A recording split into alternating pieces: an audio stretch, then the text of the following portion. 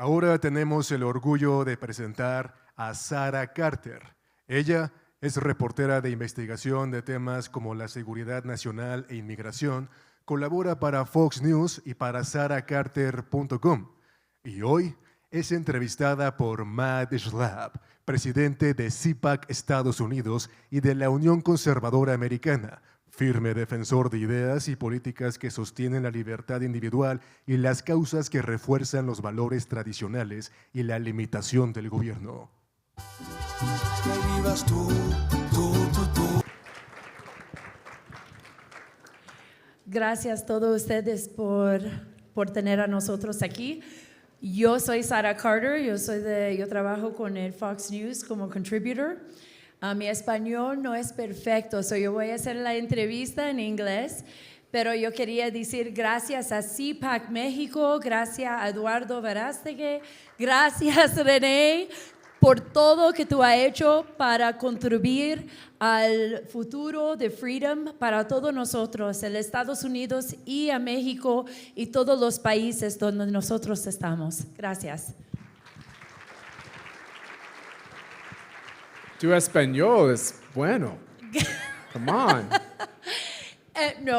He makes fun of me all the time in my Spanish, as of course we make fun of each other. I wish I could. My mother would be very disappointed in me right now if she could hear. I don't know if we have a chance, but there is a video that I'd like to play first before we get into the conversation, and if you could please put that first video up. Thank you.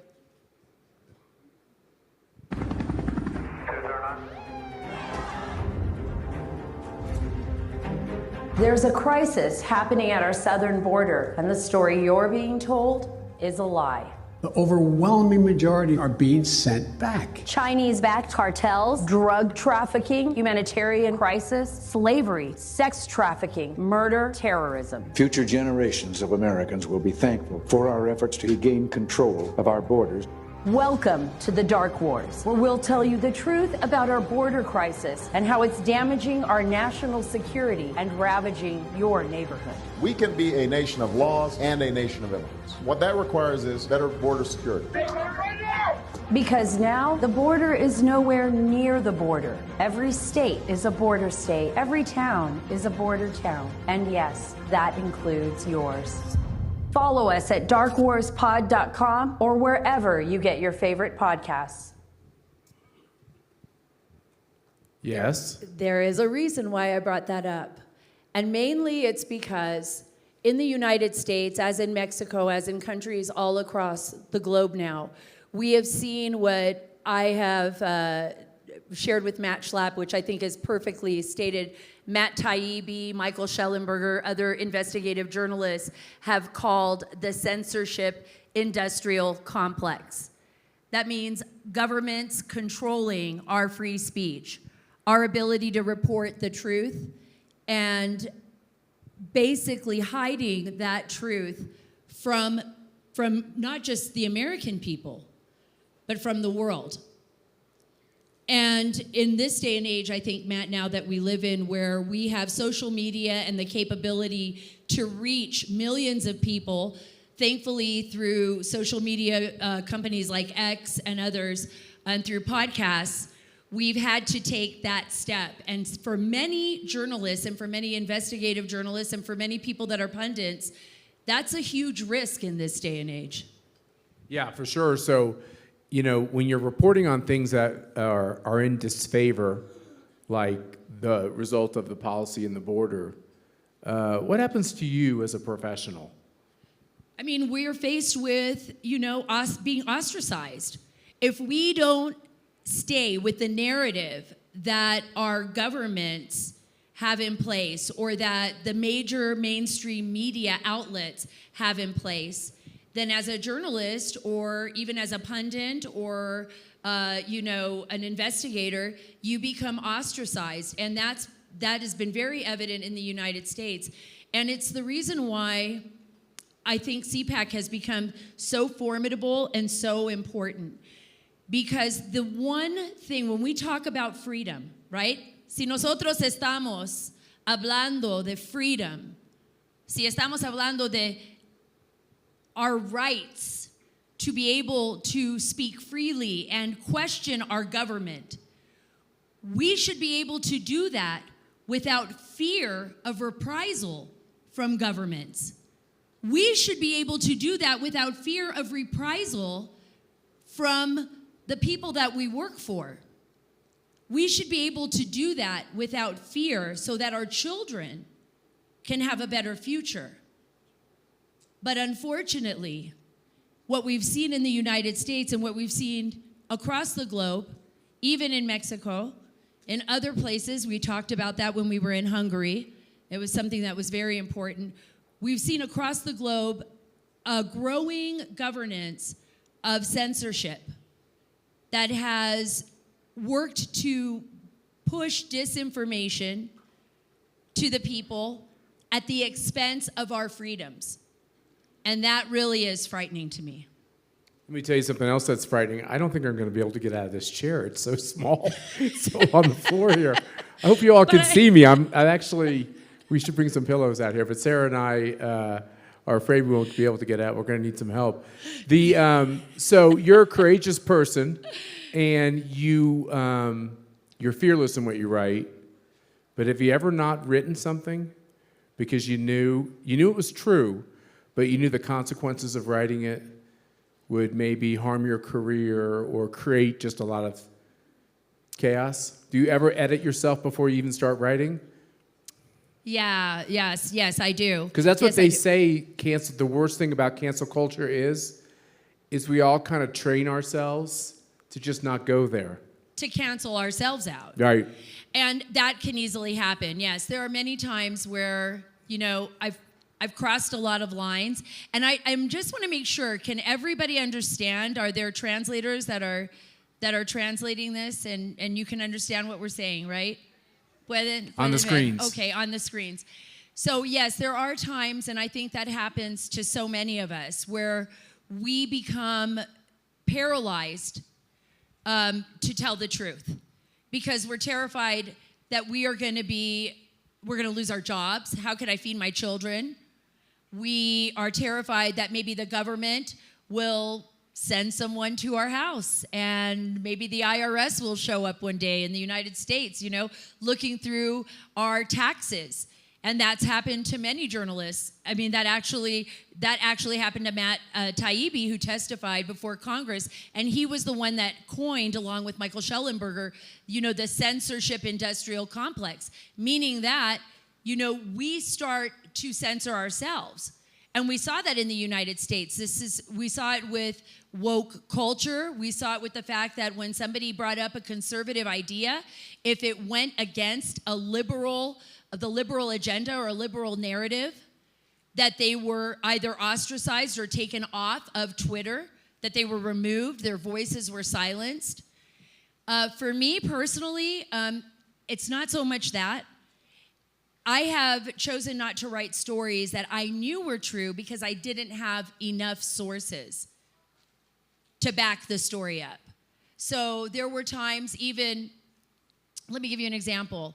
If I was writing a story on the State Department and somebody gave me information on a senior level official, if I don't have 3 people to back that up, I don't write the story. But for me, it was always most important, Matt, was that your own rule? That was my own rule. And it was a rule that was taught to me long ago as a journalist. But now I'm more of a pundit because I realized after covering the stories on President Trump, and many of you are probably familiar with what happened in the United States and are seeing what is happening right now in our own country, that we have a situation in our country now where our system is being utilized by political opponents. So we have, like I'm sure it happens in Mexico, like I'm sure it happens across the globe, but to the extent we never expected to have it happen in the United States, where our systems are weaponized by political parties. And those political parties weaponize the system to target their political opponents, and they do it in such a way that it becomes an internal war within the nation. And then they also use other journalists to go after other journalists. So is there any mainstream journalist you still respect? And if you do, name him or her. I just mentioned or whatever a couple pronoun they have or use. Look, I mentioned a couple of them, Barry Weiss, But Matt they wouldn't be Taibbi. considered. I mean, I love them. Are they still considered mainstream journalists? For me, they are. Have they been ostracized, though, from the club? Yeah, I think to some extent they've been ostracized from the club. And we've seen, even in the United States, major news outlets like, the Washington Post and the New York Times. And I remember when I first started out, I looked up to them. And then I realized that the stories that they were publishing, for the most part, contained erroneous errors. And it didn't even matter. They never retracted those stories. And I can tell you that because I worked on the stories regarding President Trump and the FBI and the Department of Justice and exposing what was going on in 2016, 17, 18, 19 when they were targeting him. There is something that is very important about us being here together today.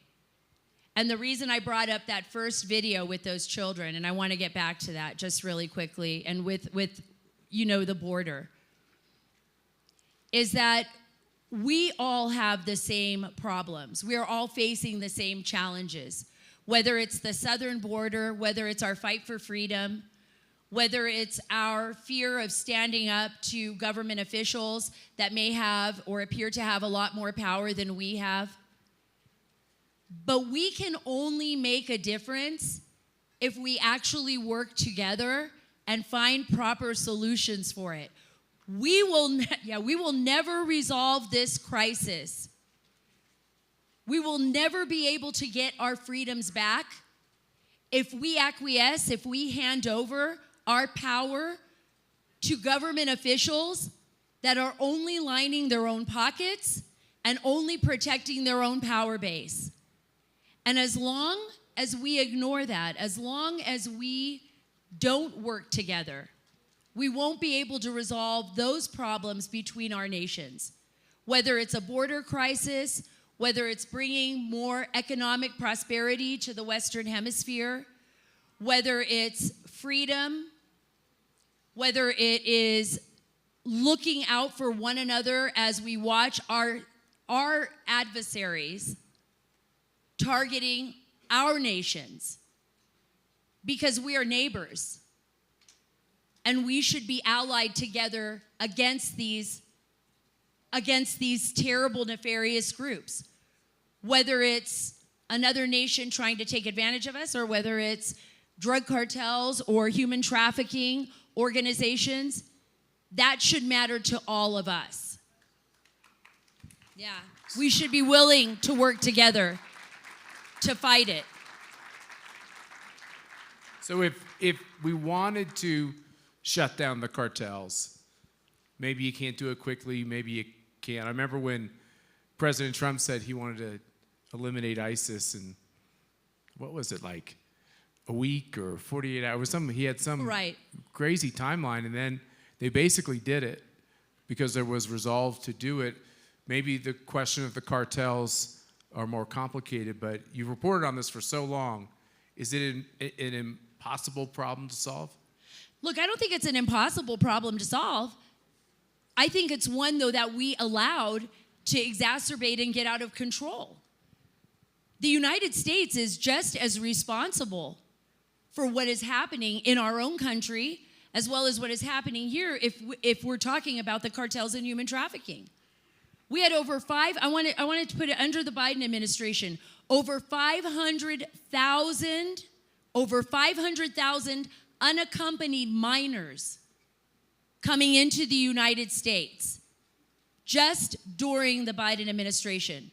Of those, over 300,000 have been misplaced in the United States, have not either reported to courts or we don't know where they're at. 32,000 we know we've lost completely. These are all of our children. These are children from the Western Hemisphere. These are children that come from all over our hemisphere and maybe some from further away that have been lost. We have seen our children suffering in the United States from overdoses and killing of fentanyl deaths and fentanyl poisoning to the tune of over 100,000 a year for the last 3 years. That's over 300,000 Americans. and others dead from fentanyl poisoning and overdoses. Over 500,000 children in our country. Over 10 million people coming in and across the border. It doesn't affect just the United States of America. It affects Mexico. It affects our partners in Central America. And we are as responsible for this crisis as everyone else. But we can't resolve the crisis if we're not willing to tell the truth. And sometimes those truths are really hard and hard to face. So your message is the open Kamala Harris border is harming Mexico because we have all these countries. What's the latest count? 150 countries from around the globe. Actually more. I think it's around 172. So they're all coming this way. Right. Because we have this magnet of an open border, and on the other side of the open border, no accountability for the law, a lot of freebies when Biden and Harris put them into the interior of our country. Right, and so, exactly. So if our policy is to leave the border wide open, we can't point the finger at Mexico, right?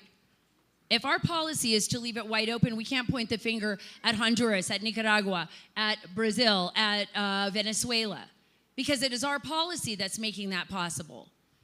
But it's not just harming the United States, it's harming the entire hemisphere. And it's creating and exacerbating, creating a bigger problem than most people want to deal with. And it's not an easy subject to talk about, but it's one that I think CPAC has challenged. You know, we talk about the very beginning of this discussion with Matt is about getting to the truth, right?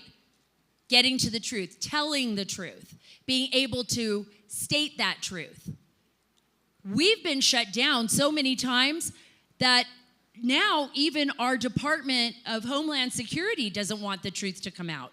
So our Texas DPS, Texas Department of Public Safety, that was running operations in Texas along the border, became one of the rescue operators of children and had to start publishing what they were finding on social media because not even the media that was backing the Kamala Harris and Biden administration would allow that information to go out there. In fact, right now, Kamala Harris was never even the border czar. I want to play that second video really quick so you can see. This is what Texas DPS just released on their social media on X. And this video is very telling because this is a law enforcement agency trying to get the information out to the public that the media refuses to show. Passengers, stay in the car! Move them. Look, come here.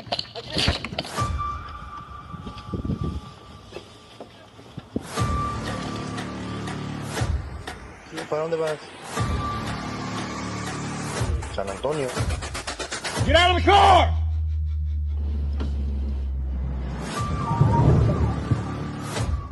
Clear, clear, clear. Come out. Can you start me a cover? I believe I have some bodies in the trunk. Aquí hay sentadita, ahí sentadito, mijo.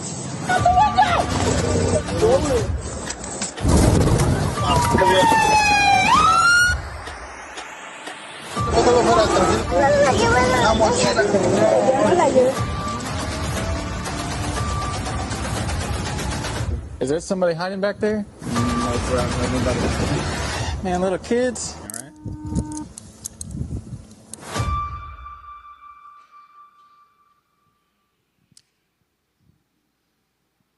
I want you to think about what lying does, just for 1 second. I wish I could say this all in Spanish because it means so much to me. There are so many times that I go to the border and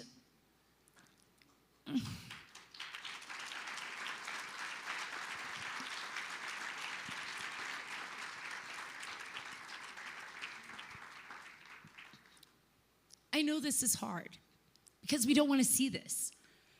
We don't want to believe that children are being trafficked and being taken by some of the worst people in humanity. They're the worst. There are so many times I go to the border and I talk to the kids in the broken Spanish that I speak. And I see the tears in their eyes. And I see young girls, young as 9 years old, maybe 15, who have been raped, who don't even know where they're going, who have nobody to turn to. In the United States, we have a problem because we're the worst at purchasing and paying for human trafficking victims. But we also have a problem here in Mexico, and we have problems all across Central America and all across South America, where our children are no longer being protected and they're no longer the most precious part of our future, but they are being sold like cattle, and our people are being treated like cattle. They're being enslaved or lost in a system or dead before they even arrive at the border.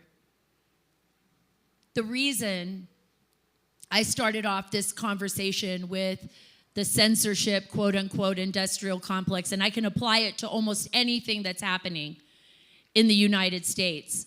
And Matt Taibbi's right. Is when we no longer have the facts. You know, Matt, when we no longer have the truth, when we are being lied to, the worst people and the most horrific crimes against humanity take place. When we close our eyes to what is actually happening, the most horrific crimes of humanity take place.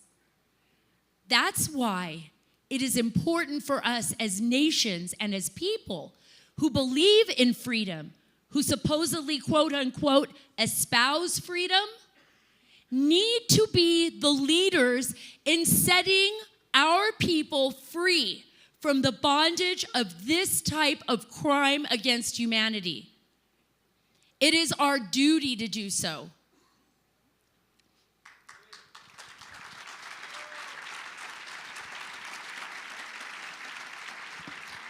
So the problem when you lose a free media and they don't tell you what's happening, when you see great tragedies, like you said, did you say it was 300,000 kids?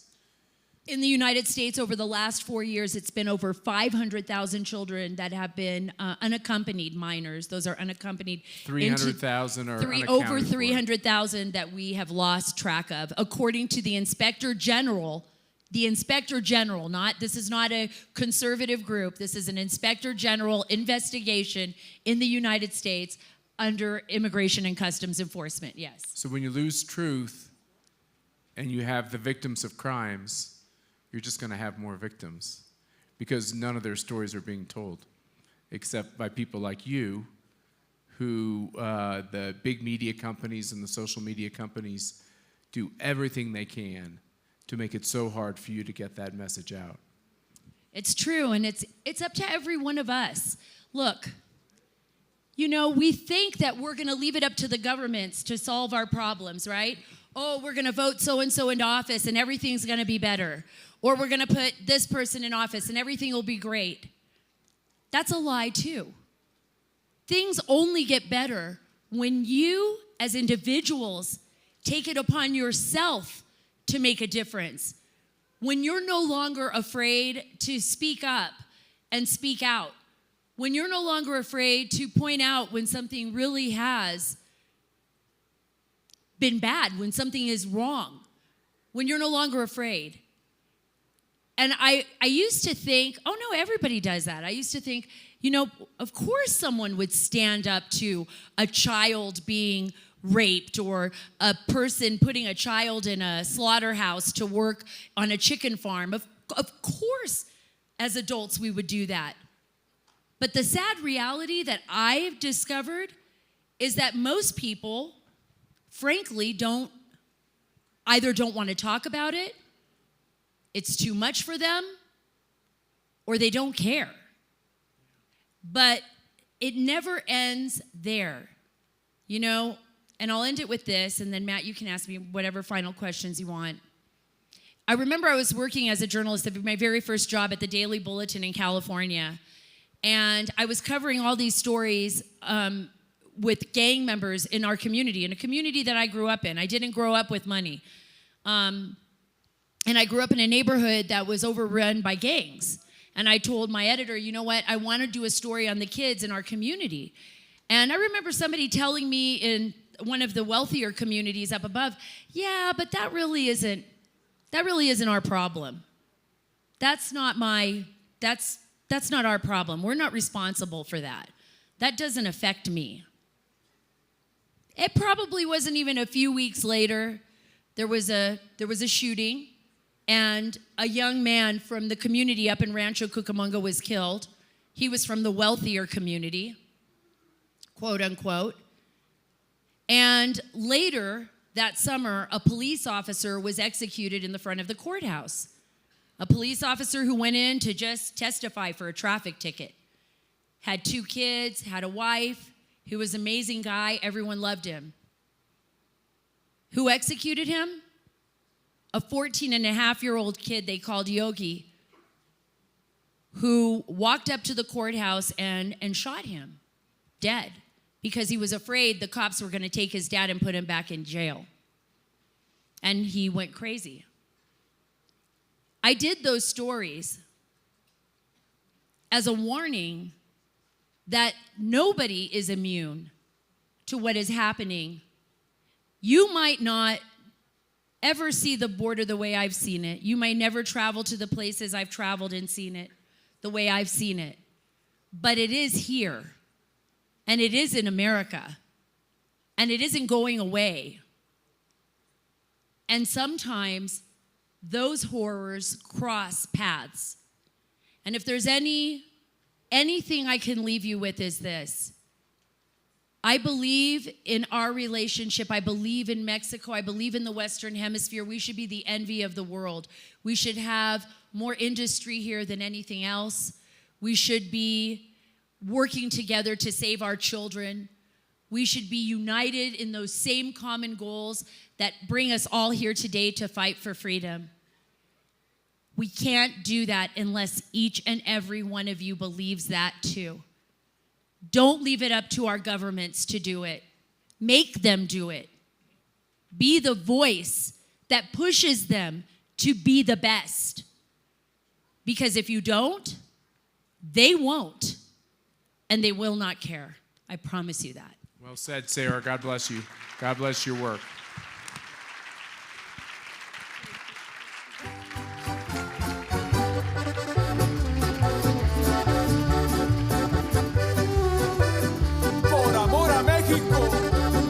Que sí. Recuerda tomar acción hoy. Únete al movimiento Viva México en el siguiente QR. Conviértete en un Freedom Fighter. Además, recuerda que por única ocasión tendremos la promoción exclusiva el día de hoy con el 50% de descuento en la compra de boletos para nuestro siguiente movimiento Viva México en octubre 2025 en Ciudad de México, donde traeremos a los mejores conferencistas y vivirás una experiencia extraordinaria para convertirte en un verdadero Freedom Fighter. Toma acción hoy y compra tus boletos.